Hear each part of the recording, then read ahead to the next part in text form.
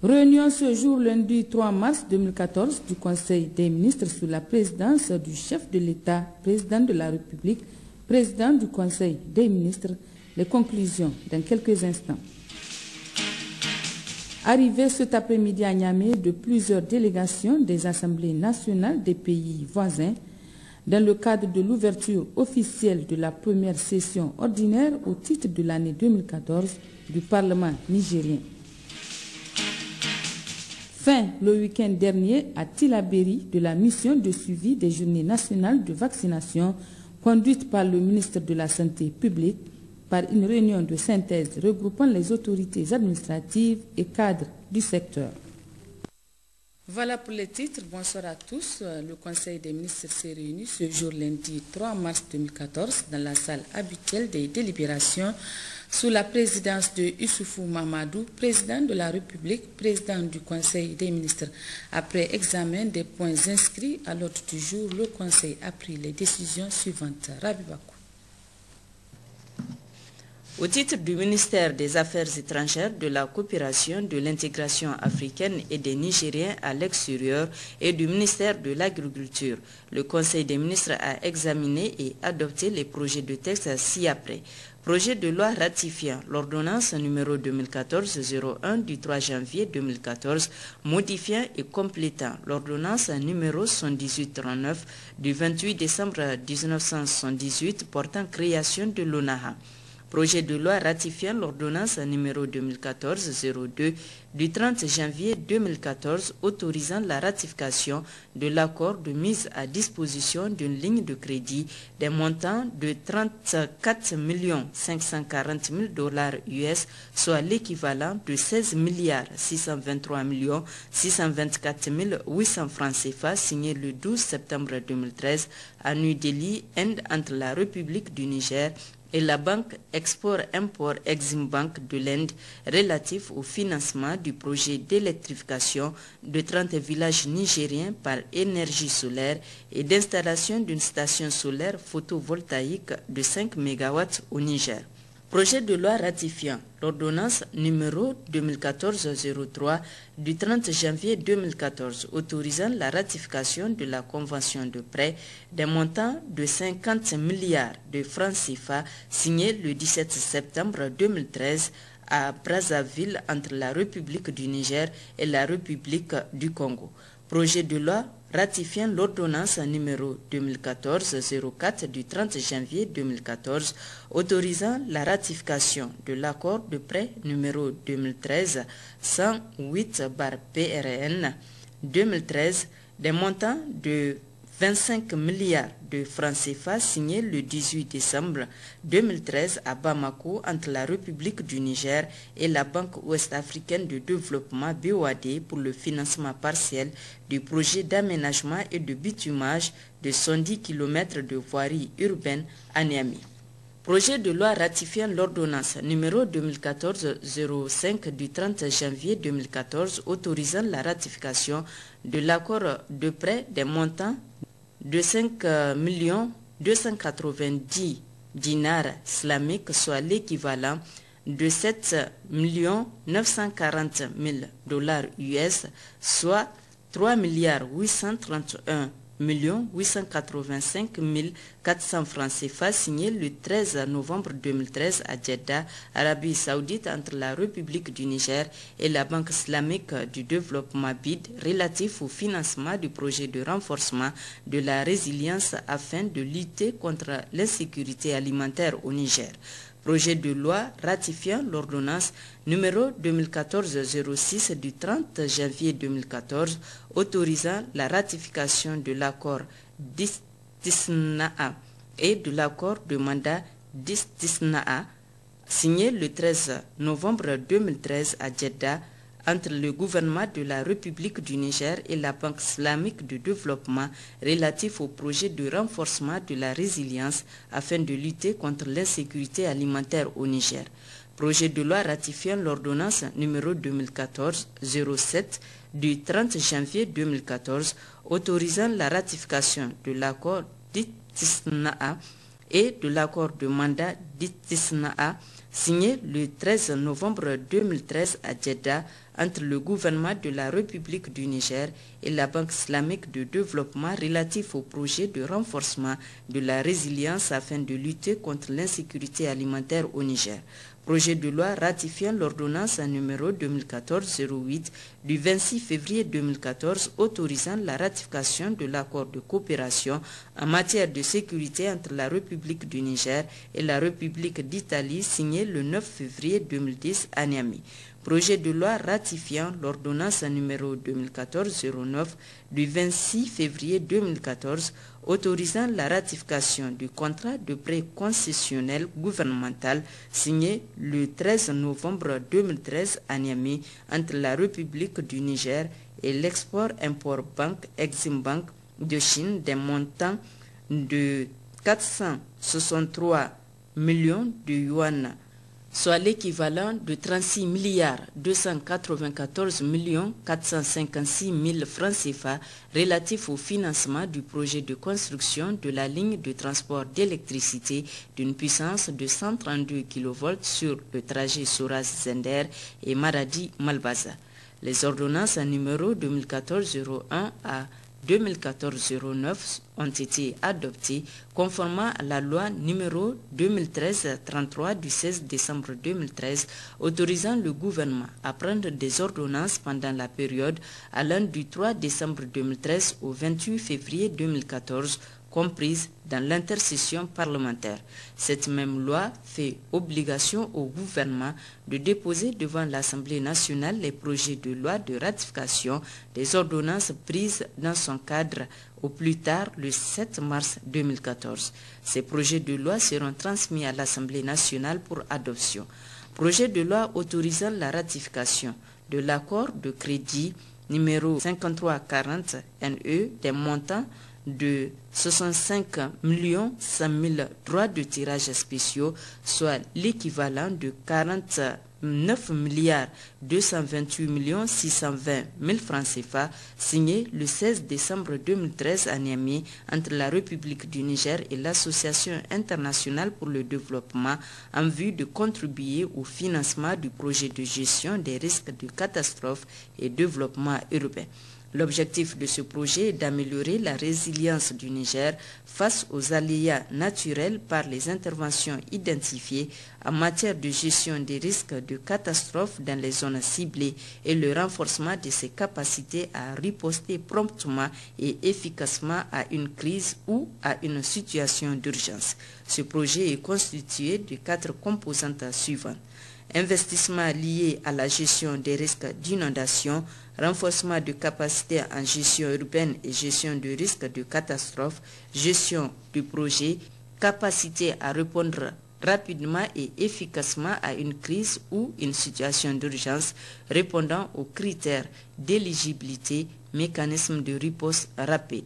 Cet accord de crédit entre dans la catégorie des instruments juridiques internationaux dont la ratification est soumise à l'adoption préalable d'une loi d'autorisation conformément à l'article 169 de la Constitution. C'est l'objet du présent projet de loi qui sera transmis à l'Assemblée nationale pour adoption. L'ordre du jour étant épuisé, Son Excellence le Président de la République a levé la séance. Merci Rabi. Audience ce matin à la présidence de la République. En effet, le chef de l'État Issoufou Mamadou s'est entretenu avec l'ambassadeur de Turquie au Niger, Hassan Ulusoy.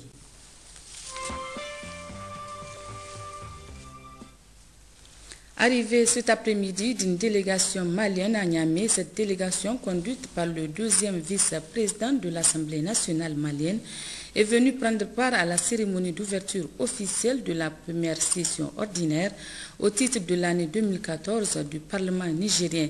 Cette délégation, conduite par l'honorable Amadou Thiam, deuxième vice-président de l'Assemblée nationale du Mali, a été accueillie par le cinquième vice-président du Parlement nigérien, Jubo Altini, avant d'être saluée par les membres du bureau de l'Assemblée nationale. Notons que le deuxième vice-président du Parlement malien est accompagné dans ce déplacement des honorables députés Aïchatou Haïdara, Sissé et Mahamadou Keita. Arrivée aussi cet après-midi à Niamey d'une délégation de l'Assemblée nationale du Togo, conduite par le premier vice-président du Parlement togolais, l'honorable Klassou Selom, dans le cadre toujours de l'ouverture solennelle de la première session ordinaire au titre de l'année 2014, ainsi le premier vice-président du Parlement togolais qui a été accueilli à sa descente d'avion par le premier vice-président de l'Assemblée nationale est accompagné dans ce déplacement de l'honorable Djera Bariga, député, l'honorable Yao Afetele Aboulou, député, honorable Kodjo Atakpame, député également. Dans le même cadre, une délégation de l'Assemblée nationale du Burkina Faso est attendue ce soir même pour prendre part à l'ouverture officielle solennelle de cette première session ordinaire au titre de l'année 2014 du Parlement nigérien, délégation qui sera conduite par le deuxième vice-président du Parlement burkinabé, l'honorable Gilbert Noël Ouedraogo. Le ministre de la Jeunesse et des Sports a entamé par Dosso une mission de travail à l'intérieur du pays. Abdoukarim Damalam a annoncé aux jeunes de Dosso les nouvelles réformes pour leur épanouissement. C'était au cours d'une rencontre ce matin. Compte rendu, Ousmane Abdou et Mor Abdou. Au cours de cette rencontre avec les jeunes de la région de Dosso, le gouverneur Seydou Zataou Ali a dans son mot introductif parler de la population de notre pays estimée à 17 millions, essentiellement composée de jeunes à plus de 80%, dont plus de 70% ont moins de 25 ans.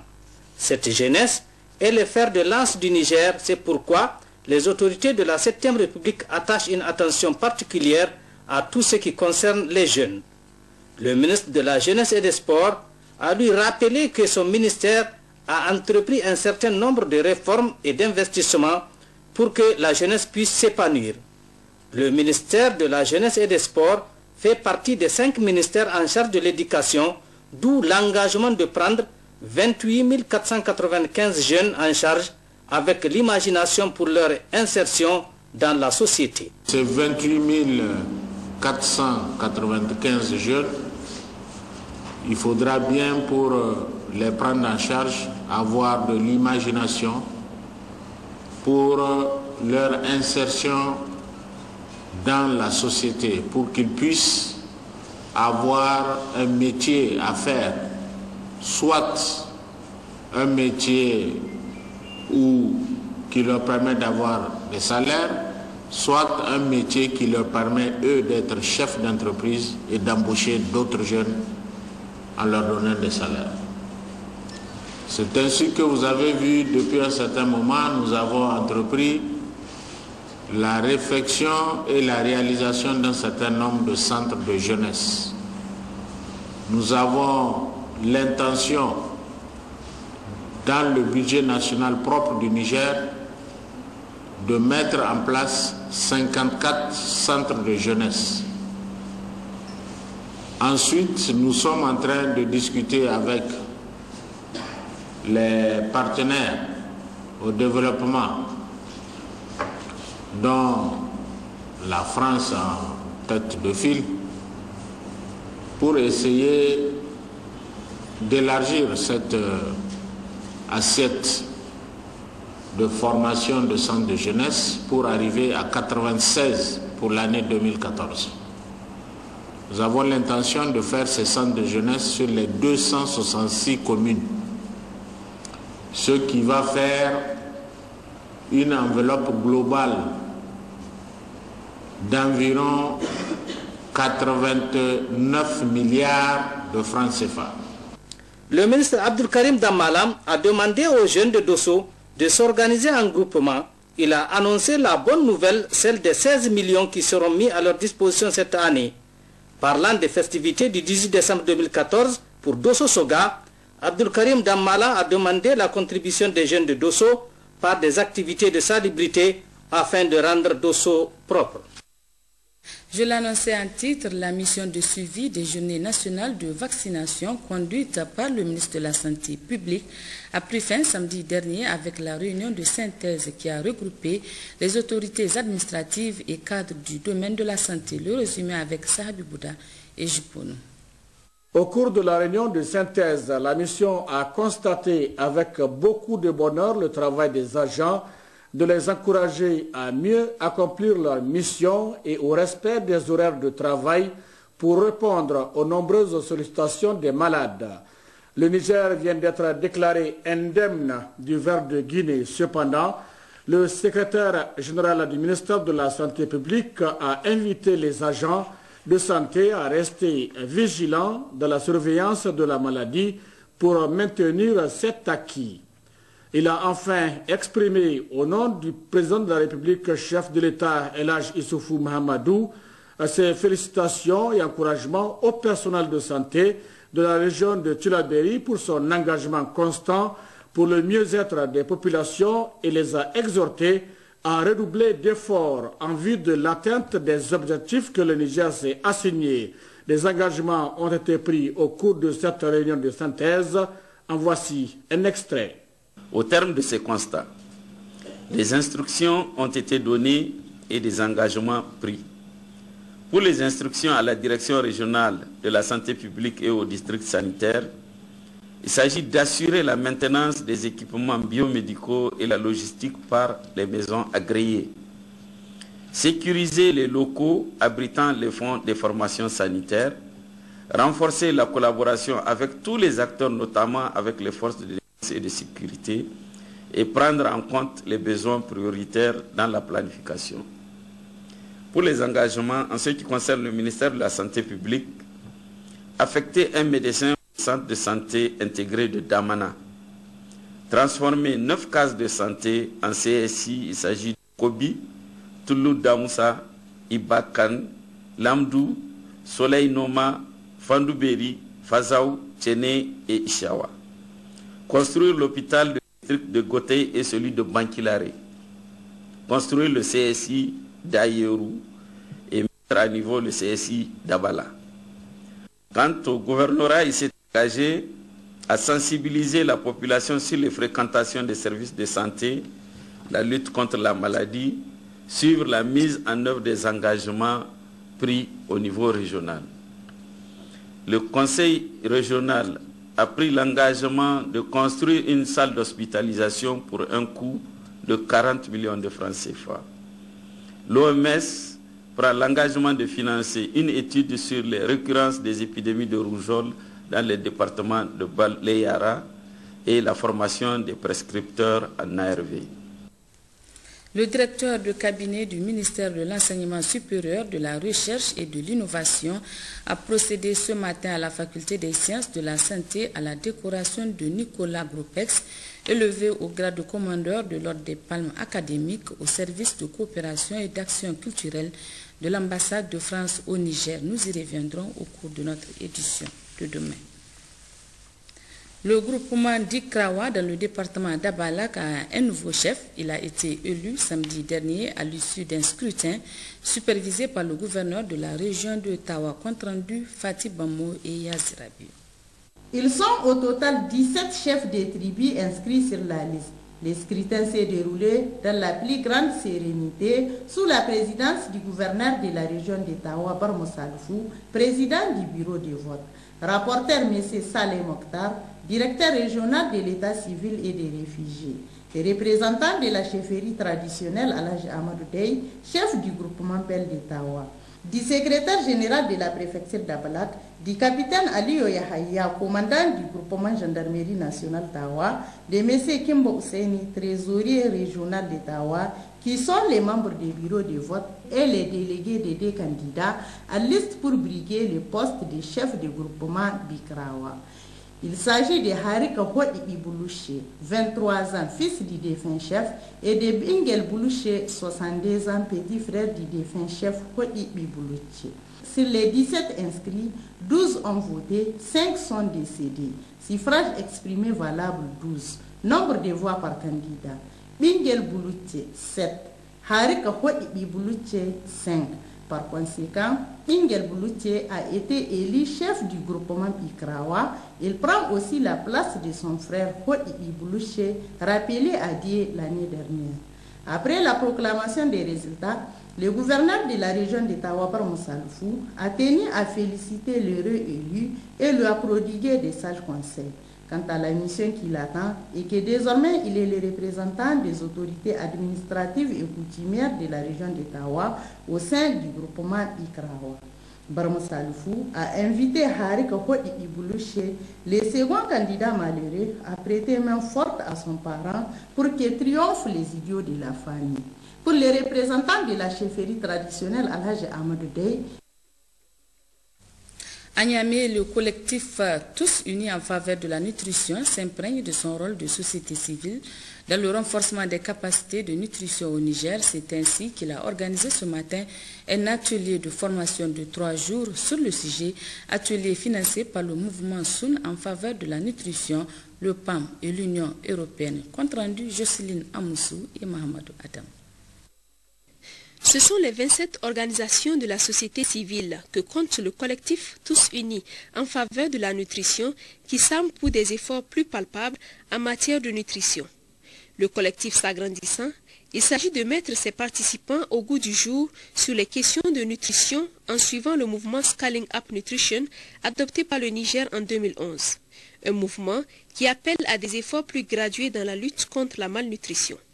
C'est fort de cet engagement transmis chaque jour à d'autres structures de la société civile que nous avons organisé la présente formation à l'endroit des organisations membres pour, d'une part, renforcer les connaissances des organisations de la société civile membres du collectif Team sur le Scaling Up Nutrition et renforcer les capacités des organisations de la société civile sur les techniques de plaidoyer en matière de nutrition. Le Haut Commissariat à l'initiative 3N, lui, tire un coup de chapeau à cette initiative de la société civile qui vient renforcer les efforts de lutte contre la malnutrition. Cet atelier de formation des organisations de la société civile sur l'importance de la mise à échelle des interventions de nutrition est une activité d'un apport inestimable pour le Haut Commissariat à l'initiative 3N. Aussi, il doit être un cadre d'échange afin que les leçons que vous tirerez viennent enrichir les réflexions actuellement menées par l'État du Niger en collaboration avec vous, chers participants, de la société civile, les partenaires techniques et financiers, les organisations non gouvernementales pour une sécurité alimentaire et nutritionnelle durable. Cet atelier de 3 jours des acteurs de la société civile sur la nutrition conforte la position des partenaires à soutenir le gouvernement, notamment le Programme alimentaire mondial, l'Union européenne, dont le représentant Moussa Bouda, qui a clairement expliqué lors de cet atelier que l'amélioration de la nutrition se fera via l'agriculture, les filets sociaux et la santé. De travail ce matin à Niamey entre les cadres du ministère de l'Emploi, du Travail et de la Sécurité sociale avec la délégation du Conseil de travail et du dialogue social de l'UEMOA, des travaux qui entrent dans le cadre des rencontres régionales et sous-régionales sur la gestion du monde du travail. Khadija Tizada et Hadissa Hamidi. Un des pays fondateurs du Conseil du travail et du dialogue social CTDS de l'UEMOA, le Niger figure également parmi les premiers pays qui reçoivent cette mission d'information et de sensibilisation organisée relativement à la gestion du monde du travail. Les États de l'UEMOA est compromis du fait des crises sociales récurrentes qui sont enregistrées dans la sous-région. Donc le CTDS a été créé pour œuvrer à faire en sorte que ces crises-là, à défaut de disparaître complètement, soient réduites de façon sensible pour permettre justement à cette communauté-là de pouvoir aller de l'avant. Précisons que les attentes du Niger et des partenaires sociaux vis-à-vis du Conseil du travail et du dialogue social CTDS sont fortes et attendent d'être prises en compte. De toute évidence, la formation et le renforcement des capacités des acteurs du monde du travail sont indispensables pour la conduite réussie des négociations collectives, aussi bien avec l'État qu'au niveau des entreprises. Le CTDS pourra, sans aucun doute, jouer un rôle positif en ce sens, en aidant les cadres nigériens de concertation à acquérir les compétences nécessaires au bon accomplissement de leur mission de régulation de la paix sociale. Outre les attentes que nous venons d'exprimer, l'occasion vous sera donnée d'entendre les partenaires sociaux ainsi que les responsables des cadres de concertation et d'échanger avec eux sur ce que sont leurs préoccupations propres. Ce sera certainement le moment de leur donner d'amples informations sur les dispositions prises par le bureau du CDTS et celles qu'il entend prendre au cours de son mandat pour donner effet aux recommandations formulées lors de l'atelier de Dakar en octobre 2013, dont beaucoup les intéressent particulièrement. Au Niger, le ministère de l'Emploi, du Travail et de la Sécurité sociale assure le secrétariat permanent de la Commission nationale de dialogue social CNDS et la présidence du comité interministériel de négociation avec les partenaires sociaux. Ouverture ce matin à Niamey des travaux d'un atelier sous-régional de formation sur les stratégies de recherche d'autonomie financière des associations de lutte contre la drépanocytose du Niger, du Burkina Faso et de la Mauritanie. L'atelier s'inscrit dans le cadre du projet de renforcement des capacités de l'association de lutte contre la drépanocytose au Niger. Moudin Chirou, Oumajem Mila et Salif Garba pour le compte rendu. Au Niger, selon plusieurs études réalisées, le trait drépanocytaire a été retrouvé chez 22% de la population. 71% des familles des malades ne sont pas en mesure d'assurer une prise en charge correcte à leurs malades.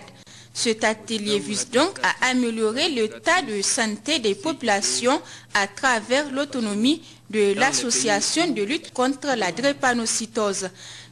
Cela par la progression du niveau d'autofinancement de ses activités et de son fonctionnement.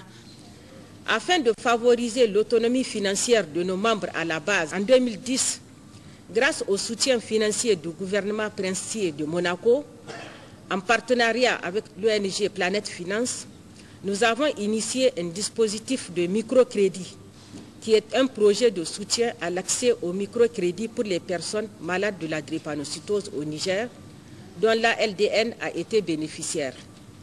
Le projet visait à lutter contre l'exclusion économique des malades de la drépanocytose, de réduire la propagation de la maladie et de proposer des mécanismes financiers adaptés à cette maladie pour favoriser le développement d'activités génératrices de revenus en favorisant l'insertion économique des personnes malades ou affectées par la drépanocytose afin d'améliorer leurs conditions socio-économiques.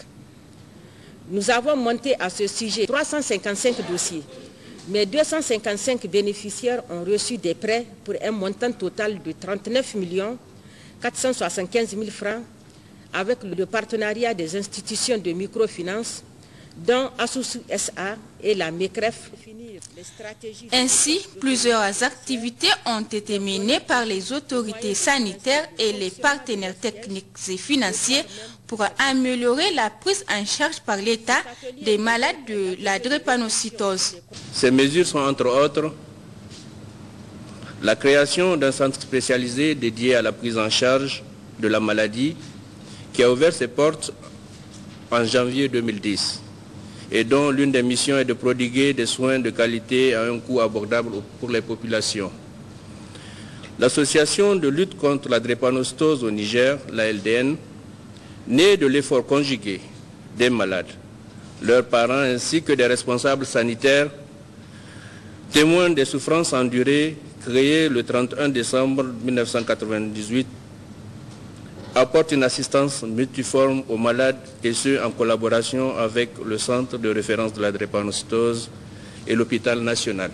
Cet atelier qui a regroupé les associations de lutte contre la drépanocytose du Niger, du Burkina Faso et de la Mauritanie va sans doute assortir des pertinentes idées d'activités génératrices de revenus pour améliorer l'autofinancement des associations. La première édition de la foire des entreprises et industries culturelles se poursuit au CCOG de Niamey. Débutée le 28 février dernier, elle a pour objectif la présentation des filières concernées et l'exposition des produits culturels nigériens et est organisée par l'Agence de promotion des entreprises et industries culturelles du Niger. Le point de la situation avec Joari Isiaka et Barokoba. Cette foire est l'occasion pour l'Agence de promotion des entreprises culturelles du Niger de mettre en valeur les différentes structures du marché culturel nigérien à travers la mode, le cinéma, le livre, la musique et les productions artistiques du pays. Des stands d'exposition, de vente et d'explication sont là à cet effet. À quelques jours de la clôture, voici ce qu'on peut retenir. Le bilan, en tout cas, à mi-parcours, on peut dire que nous sommes vraiment très satisfaits de l'engouement d'abord du public qui vient découvrir toutes ces filières, comment fonctionnent toutes ces filières culturelles. Et nous sommes également très enthousiasmés par la présence de ces institutions culturelles, de ces institutions que vous avez pu visiter, des institutions d'accompagnement qui œuvrent dans le domaine de la culture. Donc je parle des institutions publiques. Je pense que vous avez fait le tour des différents stands, vous avez pu discuter avec les exposants eux-mêmes, en tout cas de tout l'intérêt qu'ils portent à l'événement. Et nous, en tant qu'organisateurs, donc nous ne pouvons que nous réjouir en tout cas de tout cet engouement. Nous avons la présence des scolaires parce que la foire, c'est vrai, elle a un double caractère, donc le caractère commercial, vendre, mais aussi un caractère éducatif. Nous voulons montrer aux scolaires et au-delà des scolaires, à tous les visiteurs, comment fonctionnent les filières culturelles. Donc que ce soit la filière cinéma, la filière livre, la filière art plastique ou mode. Donc comment fonctionnent ces filières? Quels sont les différents acteurs que nous retrouvons dans les filières? Et je viens de constater par exemple au niveau de la filière cinéma, des élèves qui font des apprentissages de prise de vue, de trucs, tout ça là. C'est un peu l'objectif de cette foire. Bon, à mi-parcours, vraiment, nous ne pouvons que nous réjouir. Donc, chaque jour, nous constatons qu'il y a plus du public. Et vraiment, nous pouvons dire qu'à mi-parcours, que l'objectif est atteint. En marge de cette foire, des conférences sont tenues chaque soir à partir de 16 h avec des thématiques relatives à l'industrie culturelle. Et la clôture est prévue pour le 5 mars prochain. Fin à Agadez des assises de la première session extraordinaire du Conseil régional. Au terme de leurs travaux, les conseillers ont recommandé à l'État et aux partenaires techniques de venir en aide aux populations en proie aux méfaits de la sécheresse. Compte rendu, Mohamed Madou et Nassirou Nakakali. Cette session extraordinaire du Conseil régional d'Agadez pour l'année en cours a permis aux participants d'amender et d'adopter les termes de référence du plan de développement régional PDR et surtout de conformer le budget 2014 aux suggestions faites par le contrôle de légalité. Deux points auxquels s'est greffée l'analyse de la situation sécuritaire dans la commune urbaine d'Agadez. Une seule recommandation et deux motions de remerciement ont sanctionné la fin des travaux. Le Conseil régional réuni en session extraordinaire du 28 février au 1er mars 2014 recommande à l'État et aux partenaires techniques et financiers de tout mettre en œuvre pour venir en aide dans les meilleurs délais aux populations en difficulté du fait de la mauvaise campagne agro-pastorale écoulée. Au sujet de la situation sécuritaire au niveau de la ville d'Agadez, le président du conseil régional a précisé en clôturant les travaux que la commission paix et sécurité a été instruite pour jouer le rôle de facilitateur et de médiateur entre les représentants de l'État et les jeunes protestataires du collectif du renouveau et de l'innovation CRI. D'ores et déjà, a laissé entendre M. Mohamed Anako, des pistes d'entente et de solutions sont en train d'être trouvées. Elles feront l'objet, selon lui, d'un point de presse tripartite destiné à informer la population locale et l'opinion publique en général sur les avancées enregistrées. Pour le président du conseil régional, la paix chèrement acquise doit être consolidée car elle constitue la seule voie de salut conduisant au développement et à l'épanouissement socio-économique. Mohamed Anako a lancé un vibrant appel en direction de la jeunesse et à l'ensemble de la population afin qu'elle reste sage et confiante en l'avenir. Le programme de renaissance du président de la République, Issoufou Mahamadou, réserve au demeurant, a-t-il martelé, une place de choix à la jeunesse nigérienne et aux personnes en situation de vulnérabilité. S'agissant des résultats des 2 jours de travaux, il représente à ses yeux un réel motif de satisfaction et d'encouragement dans la quête permanente du bien-être des populations. Très prochainement, a annoncé M. Mohamed Anako, il sera procédé au lancement du plan de développement régional PDR. Dans cette perspective, le président du conseil régional d'Agadez a exhorté les partenaires techniques et financiers, les sociétés et les ONG opérant dans la région à accompagner ce projet visant à doter la région d'un instrument qui enclenchera son développement économique, social et culturel. Mohamed Anako a en substance félicité les conseillers et les cadres régionaux pour l'objectivité de leur délibération et la pertinence de leurs recommandations, preuve tangible de leur engagement de faire de la région un véritable pôle de développement. Ouverture ce matin à Agadez de la première session ordinaire au titre de l'année 2014 de la commune urbaine d'Agadez. D'importantes recommandations seront adoptées. C'était en présence des autorités administratives régionales. Compte rendu Moussa Efalay et Mariko Ibrahim.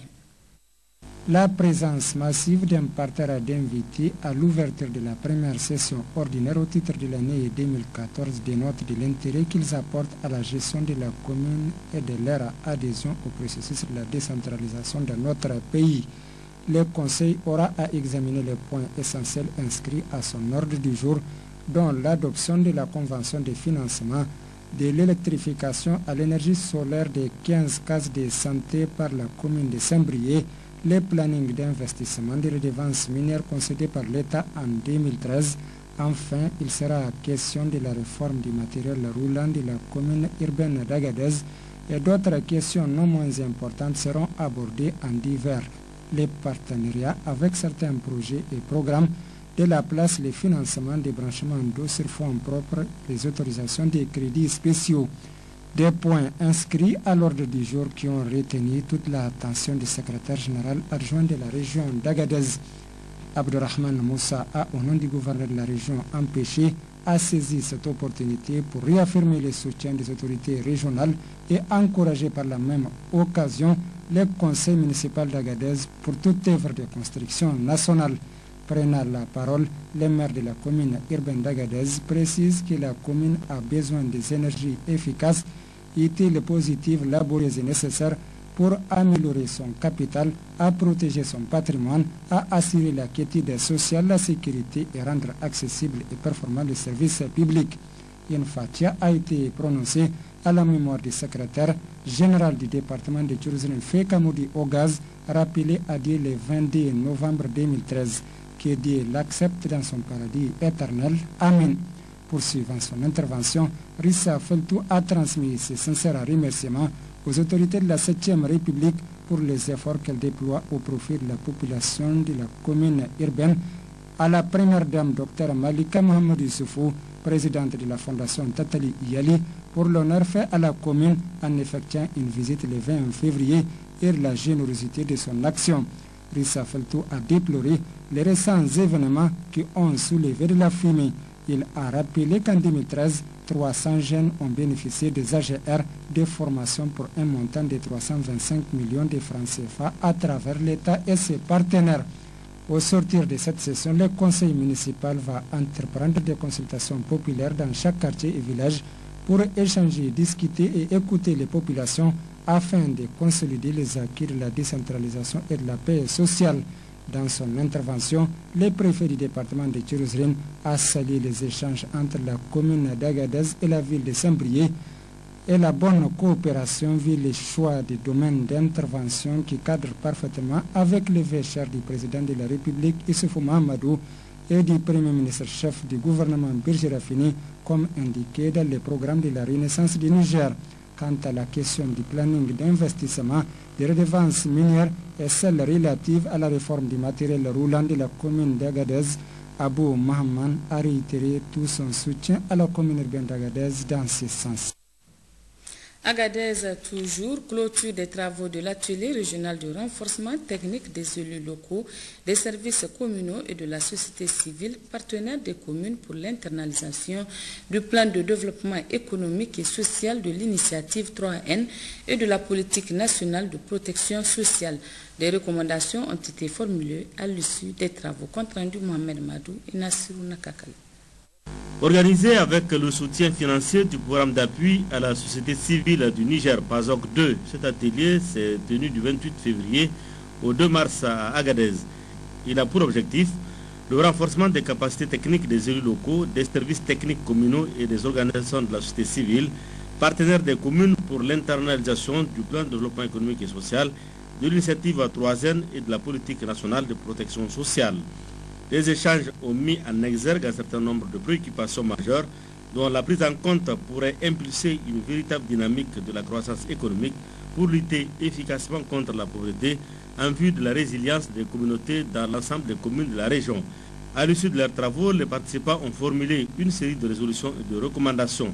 Celle-ci s'adresse à l'État, aux maires des communes et aux partenaires techniques et financiers. Résolution. Les participants à l'atelier régional s'engagent à restituer dans un délai relativement court les résultats dans les différentes communes sous l'égide des communes des commissions des affaires sociales et culturelles des communes. Prendre les dispositions nécessaires pour la poursuite des travaux au sein des communes en vue de finaliser les plans d'action communaux. Les organisations de la société civile pour une meilleure appropriation des acquis de la formation en vue d'un meilleur accompagnement des communes pour la mobilisation et l'utilisation rationnelle des ressources financières nécessaires pour la mise en œuvre des PDC et des plans annuels d'action. Recommandations à l'endroit de l'État. Contribuer au renforcement des capacités afin d'améliorer les conditions nécessaires pour un réel accompagnement des communes par l'application de la loi relative aux domaines transférables par l'État à la région et aux communes. Prendre en compte les dispositions nécessaires pour une meilleure gestion de l'approche du renforcement des capacités pour une résilience de communes dans les communes pour une allocation des ressources humaines et financières nécessaires, notamment l'éducation, la santé, l'environnement, la gestion des ressources naturelles à travers la promotion et la mutualité sociale et des filets sociaux de sécurité dans un contexte de lutte contre la pauvreté. De prendre les dispositions nécessaires pour la mise en place d'un dispositif opérationnel de l'initiative 3N dans l'ensemble des communes et départements de la région. Redynamiser l'observatoire de la santé dans un délai relativement court. Doter l'hôpital national de référence d'Arlit en ressources humaines et matérielles nécessaires pour son fonctionnement. À l'endroit des maires, mettre en place des systèmes et des mécanismes adéquats de renforcement des capacités pour une meilleure production et utilisation des informations essentielles pour faciliter le processus de prise en charge de décisions au sein des communes. Approfondir l'analyse de situation dans le cadre de l'élaboration des PDC pour identifier les problèmes à résoudre à travers la planification adaptée au contexte et aux spécificités des communes. Mettre les radios communautaires à contribution pour une meilleure information, sensibilisation et mobilisation sociale. À l'endroit des partenaires techniques et financiers, de prendre les dispositions nécessaires qui s'imposent pour renforcer les capacités des communes dans le cadre de la mise en œuvre du PDS, de l'initiative 3N et de la PNPS dans les départements et les communes de la région. Les participants ont exprimé le vœu ardent de voir ce genre d'initiative de renforcement des capacités se poursuivre aussi au niveau des départements et des communes afin de permettre une meilleure appropriation du PDS, de l'initiative 3N et de la PNPS dans les communes, les départements et la région d'Agadez. Les transitaires de la région de Zender ont offert samedi dernier un pot à l'intention du chef du bureau de douane sortant de Zender. Les détails avec Mariam Keita et Laweli Babali. C'est la toute première fois que ce genre de cérémonie se tient dans l'enceinte du bureau des douanes de Zender, organisé par les transitaires et pour cause, témoigner de leur reconnaissance à travers un pot au colonel Abdoulaye Halidou Meiga, chef de bureau douane affecté. Abdrahman Taleb, président des transitaires, se prononce. Votre passage au niveau du bureau de Zender, malgré qu'il soit d'une courte durée, est marqué d'un saut en or. Tant les réalisations à votre actif sont innombrables, parmi lesquelles je ne peux citer l'instauration d'un climat de franche collaboration avec tous nos collaborateurs, la restauration et l'embellissement des bureaux. Bref, l'amélioration des conditions de travail. C'est sous cet angle positif, cette vision optimiste de l'existence que nous, vos collaborateurs de travail, nous voulons vous dire au revoir et bonne continuation. Un chef fabuleux, respectueux, professionnel en témoigne la mobilisation de plus de 47 milliards de francs CFA en 17 mois d'exercice, soit 8 milliards de plus comparativement aux recettes antérieures, a annoncé le président des transitaires. Unificateur, sans discrimination aucune, colonel Abdoulaye Halidou Meiga a su instaurer l'égalité entre les commerçants, a énuméré El Haj Babikir, président des commerçants. Un collaborateur hors pair, dira le représentant de la SORAS. Le colonel Abdoulaye Halidou Maïga, chef de bureau, à son tour, de remercier les organisateurs et invités. En toute sincérité, l'émotion est très grande. De ma venue, je me suis donné un programme d'activité.